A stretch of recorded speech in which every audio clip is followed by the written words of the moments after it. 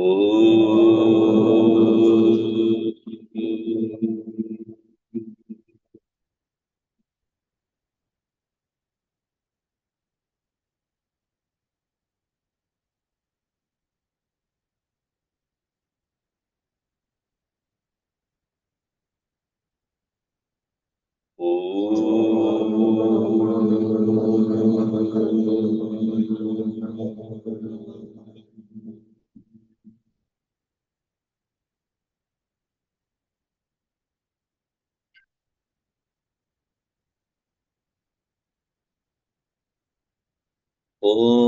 Sahanavavatu Sahanau Bhunaktu Sahaviryam Karavavahai Tejasvinavaditamastu ma vidvishavahai.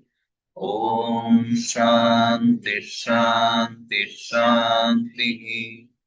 Samasta Jana Kalyani Niratam Karunamayam Namami Chinmayam Devam Sadgurum Brahma Vidparam. Om Parthaya Pradibodhitam Bhagavata Narayanena Swayam Vyasena Graditam Puranamina Madhye Mahabharatam Advaitam Vratavarshinim Bhagavatim Ashtadashaadhyayinim Ambatvam Anusantadami Bhagavad Gita Bhagavad-vedini Yam Brahma Varunendra Rudra Marutaha Stunvanti Divyaistavaihi Vedai Sangapadakramopanisadaihi Gayantiyam Samagaha Jnanavastita Tatthatina Manasa Pashyantiyam Yogino Yasyantam Navidusura Shagana Devaya Tasmai Namah Devaya Tasmai Namah Uddharedatmanatmanam Natmanam avasadayed Atmaiva Hyatmano Bandhu Atmaiva Ripuratmanana Karmanyevadhikaraste Ma Paleshu Kadachana Ma Karma Palaheturvhu Mate Sango Swakarmani. We saw these two verses. Each one of them had 4 instructions in each. The first one is about how one should uplift one's mind from the usual tendencies of self-defeating negativities, regrets about the past, preoccupations with the past, disappointments, unpleasant experiences. And that is why it is said, Uddhared, lift yourself, Atmanam, mind, Atmana, the buddhi, with the intellect. Buddhi is that, intellect is that which gathers information, analyzes analytically, concludes with rationality, and tries to adopt or practice. That's the nature of the intellect. When you send your children to school, your essential purpose is that the child becomes mature enough to make his or her own decisions.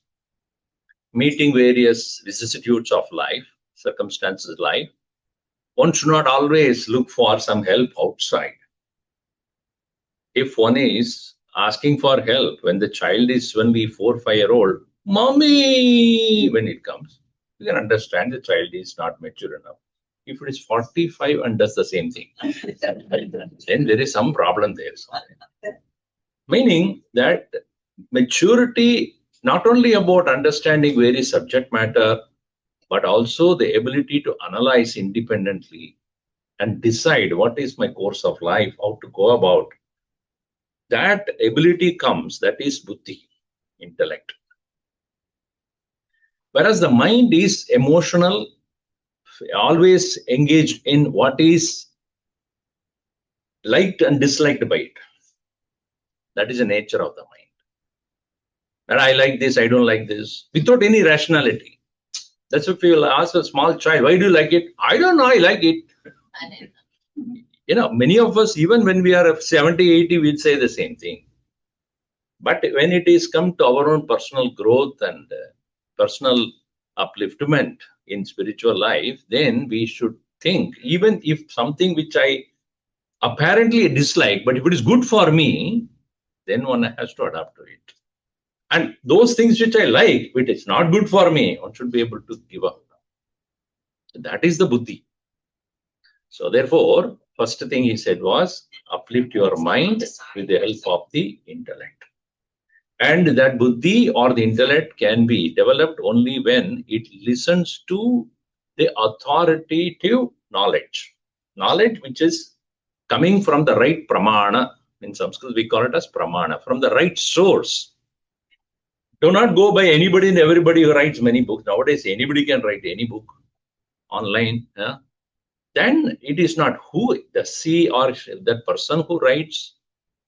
That person has the right knowledge, qualification to say what he says. Should you follow that? In today's world, we see that ChatGPT and then it says how to commit suicide also. So because it is said in ChatGPT, is it true? Then I go and jump. Then it's not right. There are such dangerous things are happening nowadays. I'm depressed. What do I do? ChatGPT is go and jump. If you can't handle yourself, that is authority or what? It may say, but that is not the right source of knowledge. So the correct source of knowledge one should seek. Pramana janita jnanam is called the correct knowledge. Now, second one he said was, Bhagavan Krishna said that never allow your mind to remain in the condition of depression. Na atmanam avasadayed. Do not allow it to remain in the indecisive, inconclusive, confused, deluded state.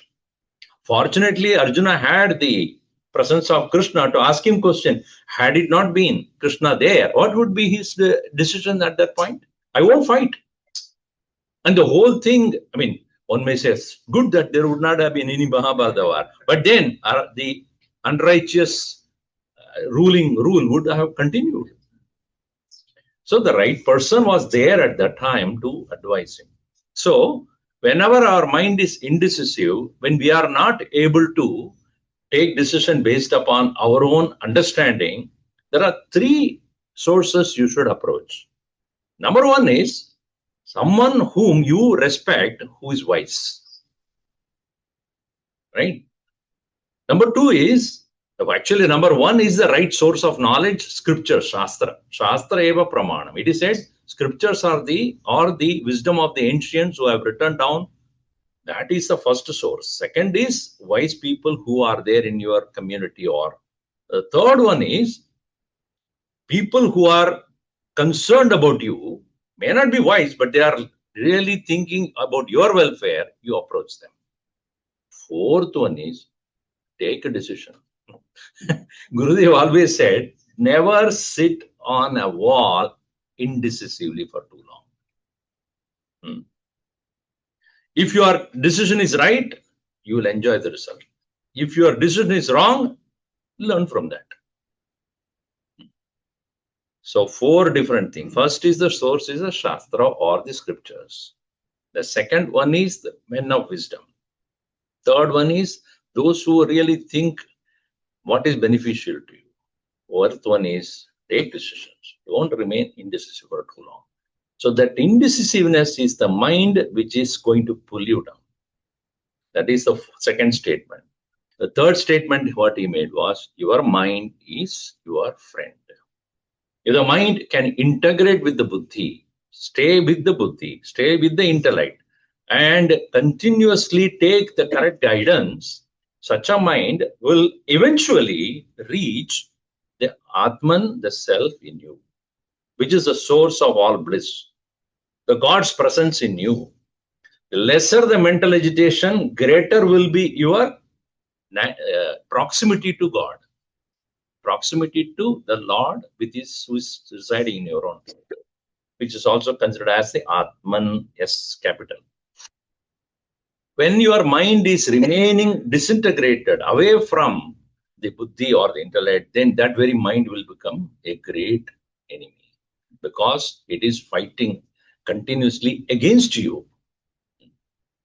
Why do we like to be in the state of sleep? Because at that condition, mind is not there. Isn't it? Never mind.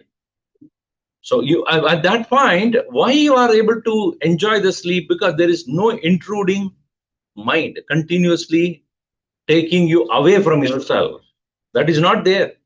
Therefore, at that state of sleep, we are with our own self only, but not knowing in the darkness. Whereas when you wake up, if you are away from the self, then the agitation starts.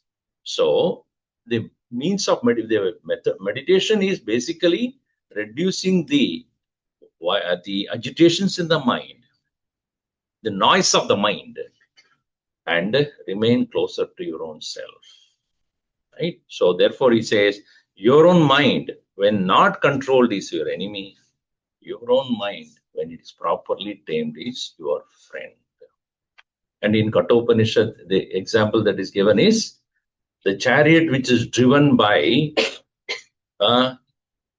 unruly horses. One horse goes like this, another horse goes like this. Where do you go? You will be stuck. Whereas the horses are together, they are going in the same direction. You will move forward. Okay, this is the first verse. The second verse, yesterday we saw that when it comes to the world of action, human beings alone are capable of doing action, karma. So there, Bhagavan Krishna said, you have the right to duty alone, right to work alone. Meaning, karmani eva adhikaraha te. You have the right to work. We saw that elaborately yesterday. Why we are not bhakti adhikari, jnana adhikari, dhyana adhikari? Kyun nahi? Because we are already in the field of karma, action. Now the karma, the word, can be divided into two parts. One is what you do now, another is what you did in the past. Both have an effect in your personality. So what you do now is pretty much you can decide. Like many of you have come here, that is your decision. Hope nobody brought you here. You decided to come. That's karma you did. And the benefit of it you will receive. And when you listen carefully, and then you will get some knowledge.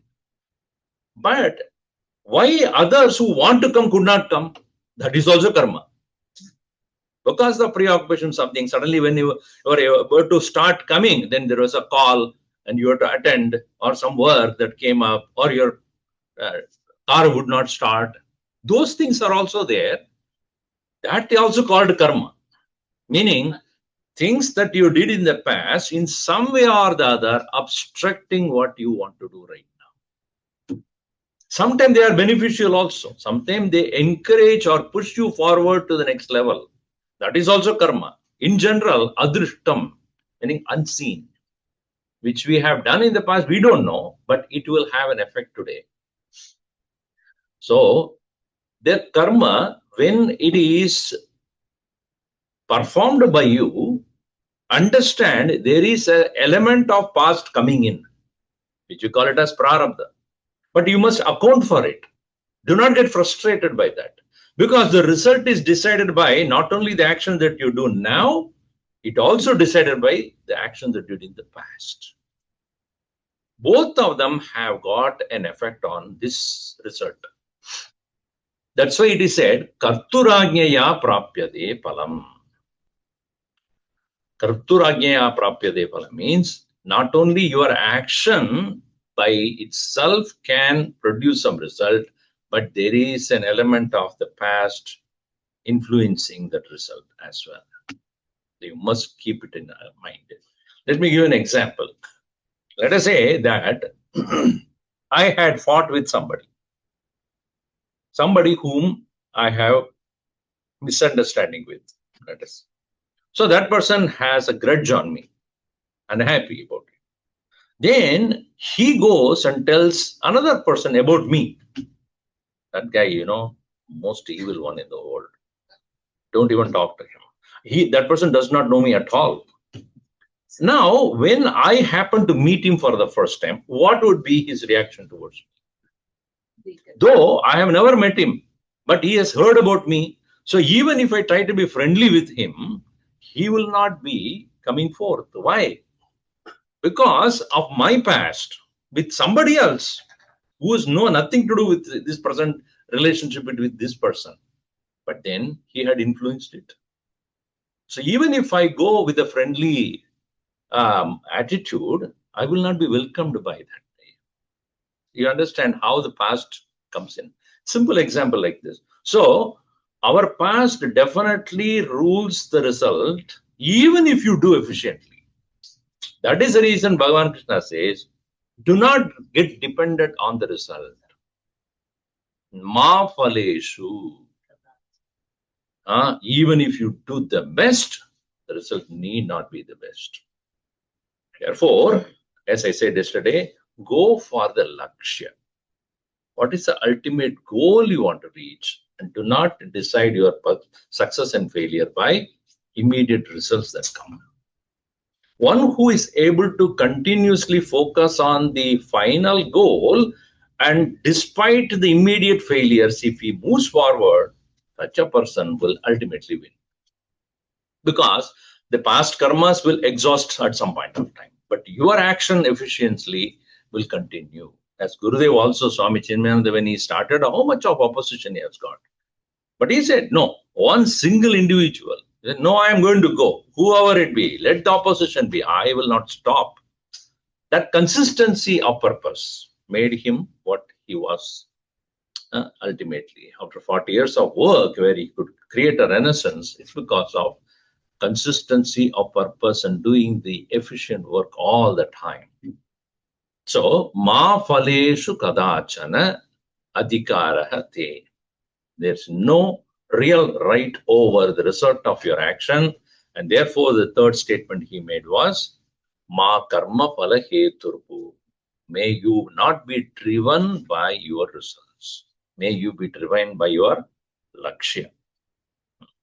And we must have a clear understanding of what is the lakshya. What is that which we want to achieve? If that is unclear, vague, then we will do only whatever comes on the way. Right? As I said, if you're going to a shop and you want to buy something, if you have a list, then you will buy that. If you have no list, you will buy everything. Or buy nothing. Come back. Why? I don't think anything I have to buy. If you know what you are going to buy, you go there and finish that job first. And then do the rest of the thing. Many times we buy everything else except what the wife wants. Did you buy that? Oh, that I forgot. Why did you go there? In the same way, Lord also, when you go back, he will ask, did you finish your work? No. Then go back. That's the Punarjanma. Go back. You are lakshya is moksha or liberation. Other than that, you did everything else. So what's the point in coming back to me? Go back. Punarabi jananam, punarabi maranam, punarabi janani, jatare shayanam. Ika samsare, bahudustare, kripaya pare, pahi murare. Again birth, again death, again birth, again death. When does it end? Until you clearly see the purpose. So, ma karma phala heturbuhu. May you not be driven by the immediate results of your action, for they are ashashratam. They are so temporary. And gati nirodhakam. They'll pull you down from your gati or moksha gati towards your liberation. If I am worried about what others think and about me, and then I will never be able to move forward. Because I go by the opinions of others, then what will be my situation? So, ma karma phala heturbuhu. At the same time, since I am not interested in result, therefore I won't do anything. That is wrong. Mate sangaha astu akarmani. May you not remain actionless. Because action alone produces some change. Any change that you see in this world has happened because somebody did something. Everybody's status quo, then nothing would have happened. So somebody is doing something, and therefore there is change that you see in this world. So these are the 8 pointers so far we have seen. Now comes the next verse. First one was about how to uplift oneself by oneself. Second one is how to work in the field of action. Now comes the next stage of our maturity, how to give up. Swami, I don't want to give up. Unless you give up, you will not grow up. Please understand, giving up is for growing up. Giving up is not out of frustration, out of unhappiness, out of unpleasantness. Happily you should give up. Not only what you don't like. I often give this example. So, whenever I take people to Kashi, I tell them, Kashi is Banaras. All of you should give up something you like. What you like, you give up. So one person said, oh, but my wife. Did you not hear? What you like? Oh, yes.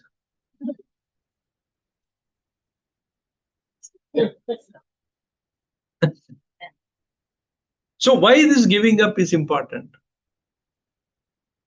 Any growth happens only when you do not get attached to what is no more useful to you. Again, don't come to wife and all this. That's not the point here. Giving up is for growing up. When I was given the sannyasa, brahmacharya diksha by Gurudev in 93, so he said, I'll give only one message. Why are you wearing this color cloth? You know that? So we just looked at him blankly. You don't know. A small plant, a small sapling, when it is put on the ground, when you plant it on the ground, it needs protection because any animal will come and eat away. So you put a protection, right? How long the protection is necessary? Until it grows up. When it becomes a big plant or a tree, it doesn't need the protection. In fact, it grows beyond that protection. Correct? In the same way, when you are wearing the ochre robe or the cloth of a monk, it is not for you alone. It is for others also to know they cannot talk nonsense to you. About worldly things, you can talk to anybody, but when it comes to a monk, you don't ask about those questions. You ask about more of spiritual questions. At the same time, you also don't talk nonsense to others. Meaning it protects you from others, and also it reminds you what you are supposed to be. It is like a person wearing a white coat, right? Obviously, if nowadays they don't wear a white coat, but white coat means what? Doctor, medical practitioner. So then you can ask what question you will ask to him.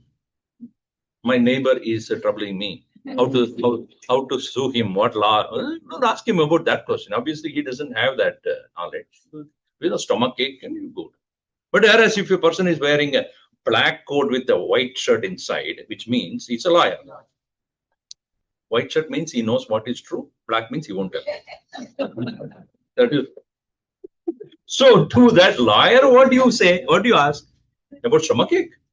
You will say, sue the stomach, he'll say. You don't ask that question to him. So you ask anything related to law, legal system. Similarly, to a sadhu, what should you ask?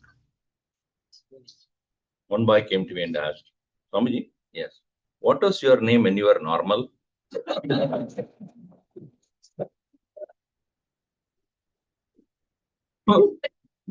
Child can ask that question. If an adult asks that question, then there is a problem. Ask spiritual questions. Ask questions that about God and related to philosophy. So he said, this is representing a different kind of a person to whom people don't talk nonsense. And also you, reminding you that you also have to talk sense, not unnecessary open your mouth for unnecessary topics. And always he said, always remember, your growth is not decided by this.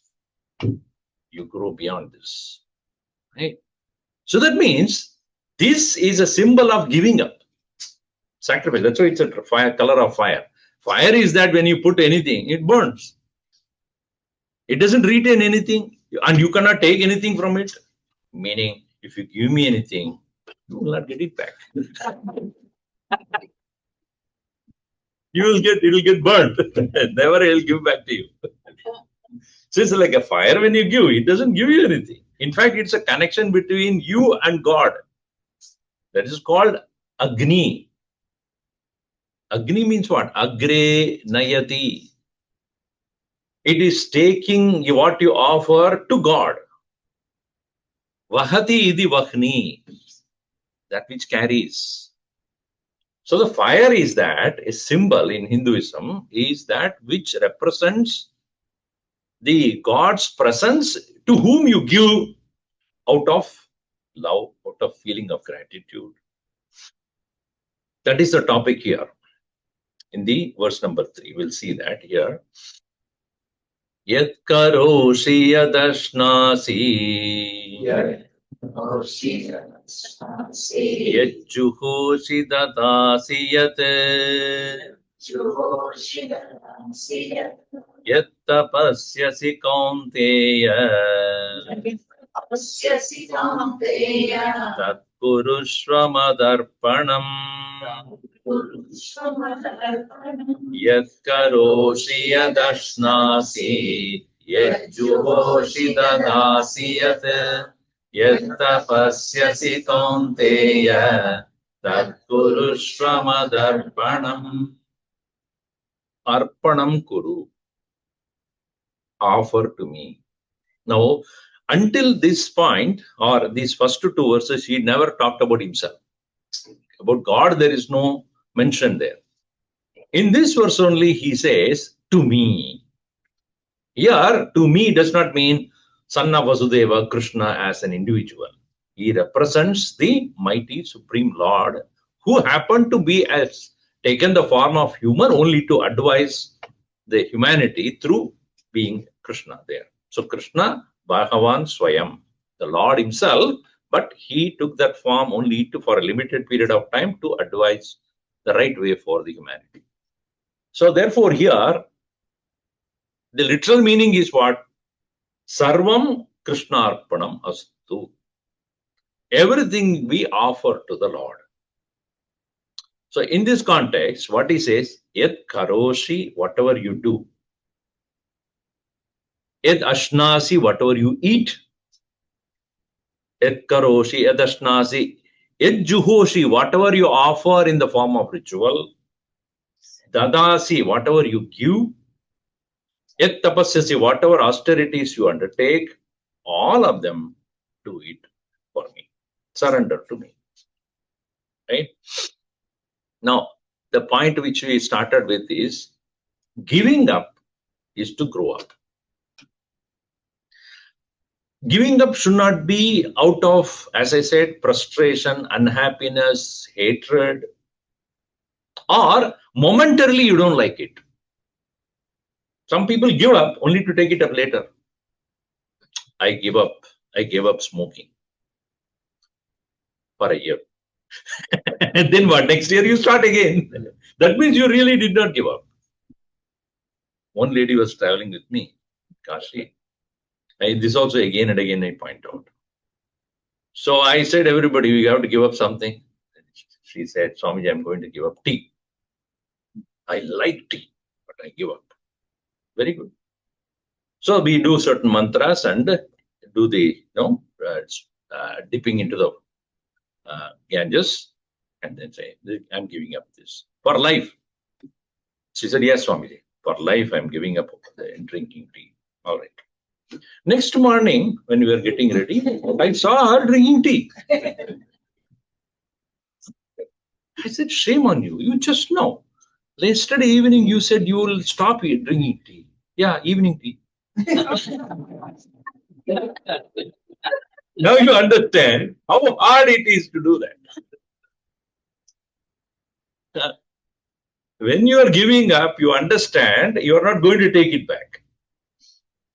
That means what? It is no more relevant to me in my life. And that requires clear thinking and maturity. Not regretting afterwards. I gave up. No, I'm regretting why I gave up. Then there is a problem. One person was there. He was so frustrated with his family, wife and children. So he decided to go to Himalayas. He went to Himalayas. So he went to a solitude, and it was a small cave. He thought that I will stay there and then do my tapas. So he had only one extra cloth he was carrying with him.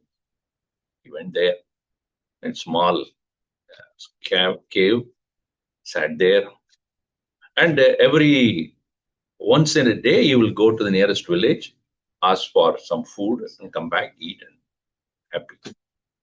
And he will continue to meditate. He was trying to meditate. He thought about his family and this and no, I gave up on all of them, no more. What happened next day when he went to the river, took bath and came back and washed his earlier cloth, put down the other cloth and he put it for drying outside, another set of clothes. It so happened that some rats came there and ate away his clothes completely. You could not wear at all. So he had only one set of clothes that he was wearing. So he said, what to do now? So he was looking for what else, what do I wear? I don't feel like wearing the old clothes.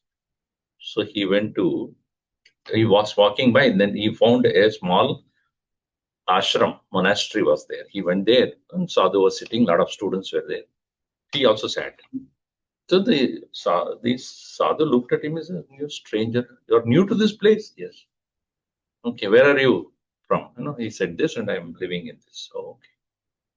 And by the way, yeah, do you have another set of clothes? What's the problem? No, I brought that, but the rat ate away. Oh, you have a rat. That place has got a lot of problem with the rat.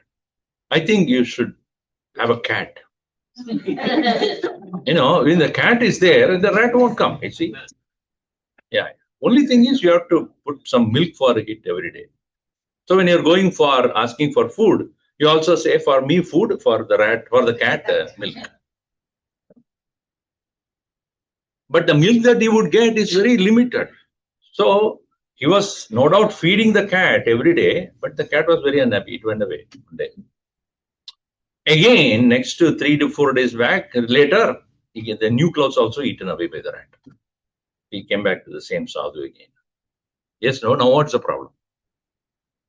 Same thing, rat problem is still there. What happened to your cat? It ran away. Why? I gave milk, but that was not sufficient. So then he said, I have an extra cow. I give one cat and one cow also. Make sure that you milk that cow and give the milk to that. So then you have permanent supply of milk. All right. He got the cow as well as the rat to its place. Now, the cow has to be taken for graze all the time. Otherwise, where the milk will come from?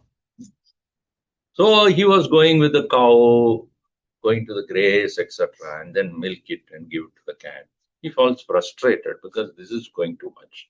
And in a small place, so the cow was also there. Cat was also there. And it was putting all the cow dungs. So smelly, and you cannot keep it outside also. Somebody will take it away. He went to that sadhu again. Oh, what is the problem now? You got the cow, you got the cat, You got the milk, what's the problem? The cow is there, cat, I'm happy that it gives milk, and the cat is also happy. Rat problem solved. Milk problem solved. The cow problem started. Why? Because it puts a dung and then all the mosquitoes, this and that. And so I have to take it for, and wash it every day, wash the cow. Then the sadhu said, there is in the village, one young girl is there. She wants to do seva. So will you take her? Yes. 9 months later, they had children. Now tell me, again, one more family started. Now, did he really give up? What did he give up? He thought he gave up his family, etc., for the sake of meditation, etc. But did he give up? His mind is not ready. He's still bothered by mundane things. So our giving up should be born out of maturity that I do not need anymore. Then it is right. Then you don't regret, you don't go back to it again. So this important point, that is why Krishna said, Sanyasastu mahabhago dukkhamaptum ayogata. If you take up to path of renunciation without proper preparation in your mind, you will be suffering. And you cannot tell anybody also. So, how to prepare yourself for this? How to prepare your mind for the ability to give up unwanted things? Therefore, here he says, whatever you do it for God. Yet karoshi tad madarpanam kuru. Whatever you do it as an offering to God. Meaning, I'm not doing it for myself, and I'm doing it for Him, the Lord. And it is the responsibility of the Lord to make sure that you come out of it. He will give that maturity to you in such a way that after some time, you will not need to do that. What happens to most people is that they are parents, no doubt. After then, the children are, in the school, and after that, they graduate and then go. Still, the attachment continues. They really don't give up. Okay, I have created these children, and then they have been mature enough. Then let them do their life. No. Hover around all the time. Did you eat? When you are hungry, you should eat. That boy says, oh, I never knew that. And while driving, look at the road. I never thought that. I thought I will read a book and read. And what is that? Possible also. Once you have given that maturity to the child, just let them. We can't. They are so attached. And therefore, not only we become parent, become grandparents also. Again and again, the same thing, never come out of. That's why in our tradition, it's given after you see the child, the face of your grandchild out. You are no more a parent. You are a parent. No more parent, you are only a parent. They will take care of you. Their children, they will take care. You don't bother about it. You proceed on to your goal of life. Proceed on. But we don't do it. Hard to give up. Not only that, many of our habits also we are not able to give up. When do we stop this? So only when you do as an offering to the Lord and detach yourself, not mine anymore, it is His. Then alone, one will really grow up. Yat karoshi. And whatever you eat also, Bhagavan Krishna says in chapter 15 that the one who is digesting from your stomach is also me. Aham Vaishvanaro Bhutva Praninam Deham Ashrita Prana apana samayukta pachamyannam chaturvidam. I am the one who is actually the Agni, the fire in your body, in the stomach, where I digest the food. So, when you are eating, what you should be doing? Brahmarpanam Brahmahavihi. That's what we chant. That is what it means. Yad ashnasi tad madarpanam. And it is logical also. Why? Because when you eat, and when you eat lunch or dinner or whatever, are you digesting it? Are you? Can you claim that you are digesting it? It's happening. There is no strike. It is continuously from the day you are born till today. Only you have to ask gastroenterologists what happens.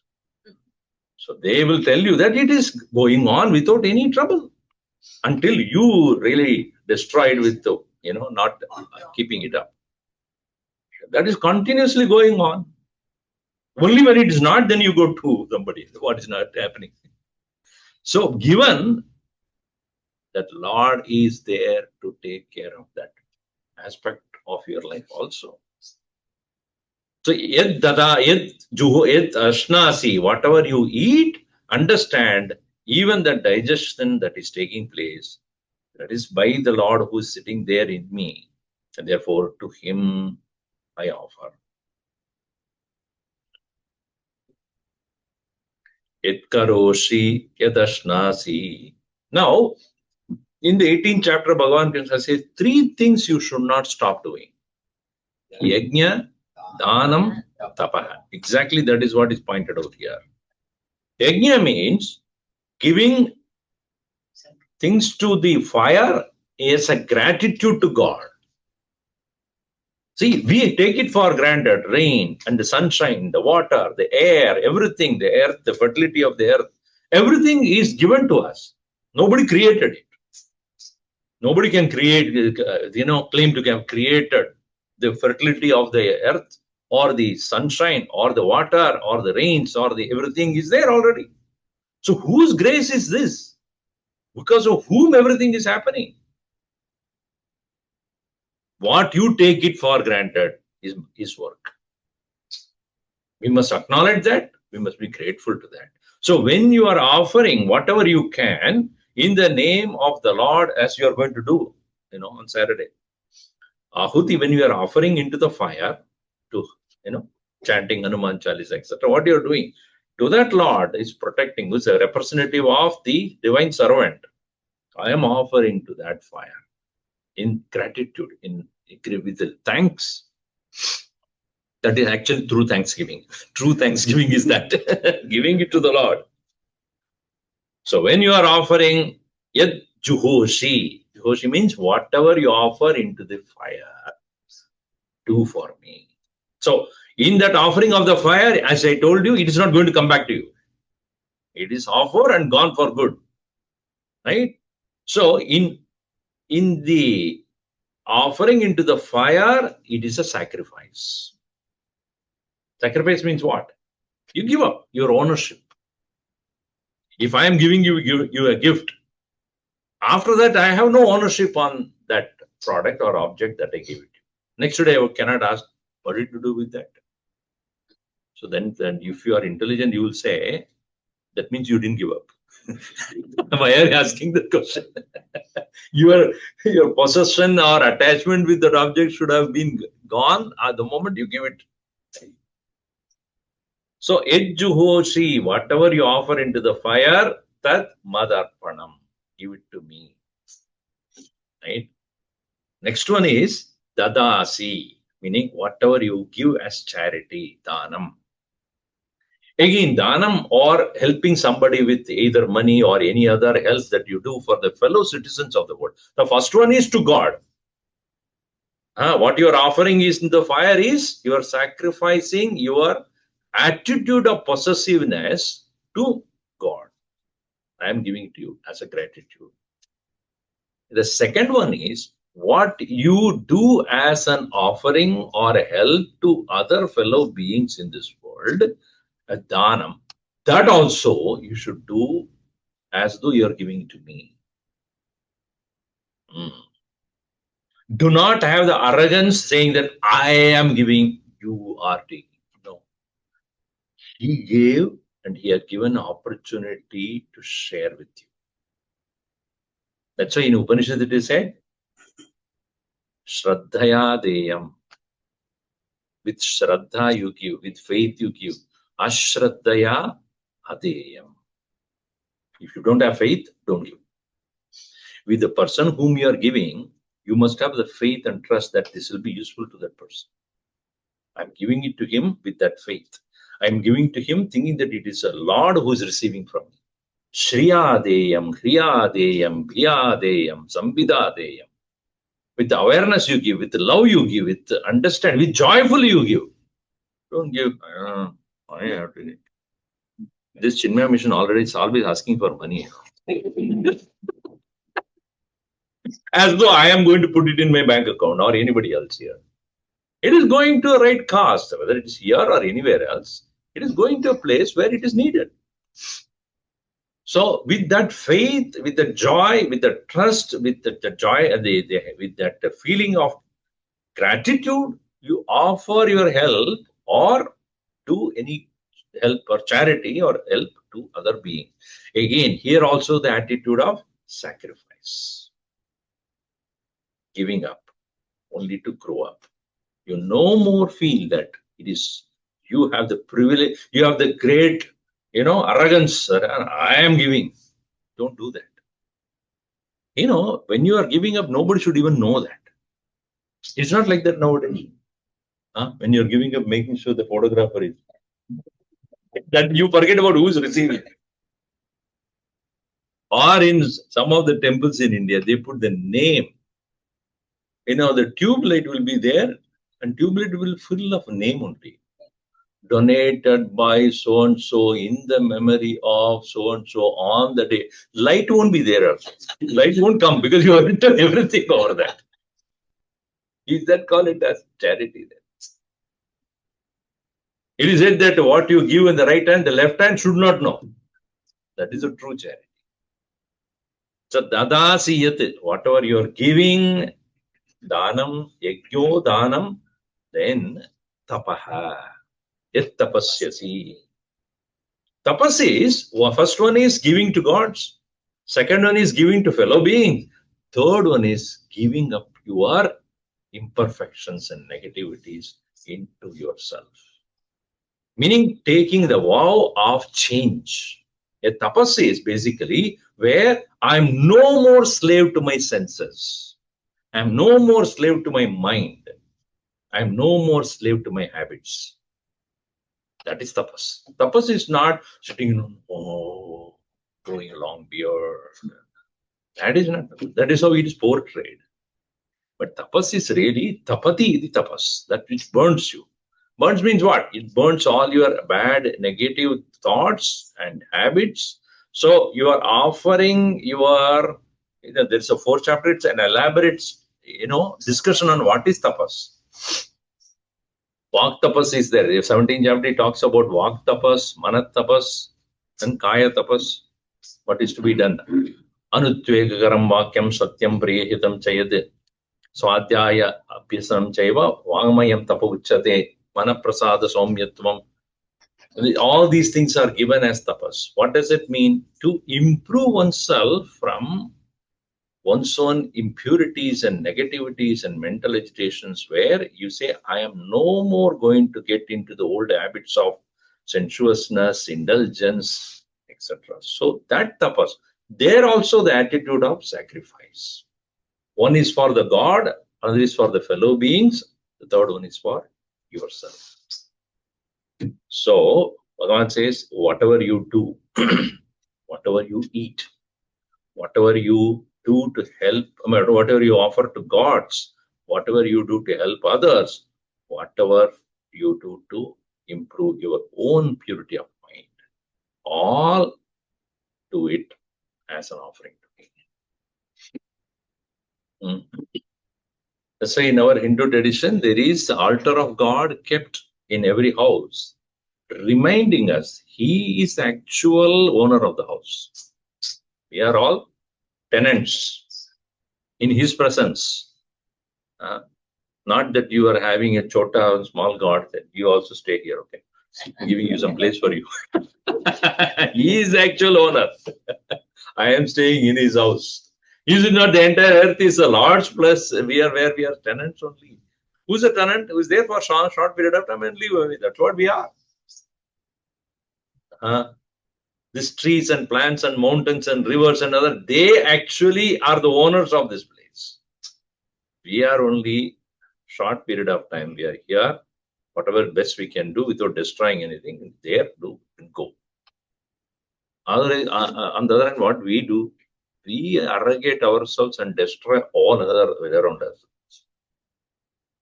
Oh, human mind has become so arrogant. See, you may one interesting point you will understand. If you go into any, countryside, and if you find a path going somewhere that is human created, animals walk, making no way any path. You've seen that? So many animals go, but they don't create a path. When humans start walking, they create a path. Because of the heat of the body, nothing grows. Whereas animals also move around there, but they won't create any pathways. Not that human going and making a pathway, but merely walking daily, that they create the pathway. It means what? We create a greater impact in this world than all other living beings. Creating chaos. So we must understand we are living in the abode of God, and He is permitting us to be here. So that gratefulness, gratitude, thankfulness should be always there. The Bhagavad says, everything that you do, everything that you eat, everything you offer into the fire, everything you give it as donation or charity, everything that you do for your own austerity, do it for me. So that is the third verse. So this way, these verses, once you understand and adopt it in your life, as I said in the first day, memorize these verses and pass on this knowledge to people. Because when you say, I am following this religion, what does it mean? What is the practice of religion means? Today also I was talking about that. What is practice of religion? Not just going to a temple and shaving the head and then eating prasad and coming home. That is not religion. Religion really means change. Intrinsically, there should be a change in you. And if that doesn't happen, being religious has no meaning. It is like going to a basketball game, watching it, but you don't become a basketball player. You just entertain yourself and come back, paying money. Whereas religion is that which is going to fundamentally change your way of thinking and doing and living. If that doesn't do that, then such a religion is a waste. There's no meaning in just saying that I'm religious when there is no change really happening. Right? So these verses are so powerful. And of course, as I said, 700 verses, all of them are so powerful. We've just chosen few of them to discuss. If you open the Gita, any verse you take, it is so much depth into that. And see, I have taught entire Gita at least 9 to 10 times so far, all the 700 verses. Every time I do it, it's totally different. It is because it opens up new ways of thinking, and it makes you more and more dwell on that and creates a clarity. That's why Mahatma Gandhi said that whenever I am in trouble, I just open the Gita and there is an answer. I see it. Oh, hey, I didn't see before. Because he was able to recognize the teaching right away, practical to him. Om Sarve Bhavantu Sukhinah, Sarve Santu Niramayaha, Sarve Bhadrani Pashyantu, Kasyid Dukkha Bhat Bhaved. Om Shanti Shanti Shanti. Hari Om Shri Gurubhyo Namaha. Harihi Om.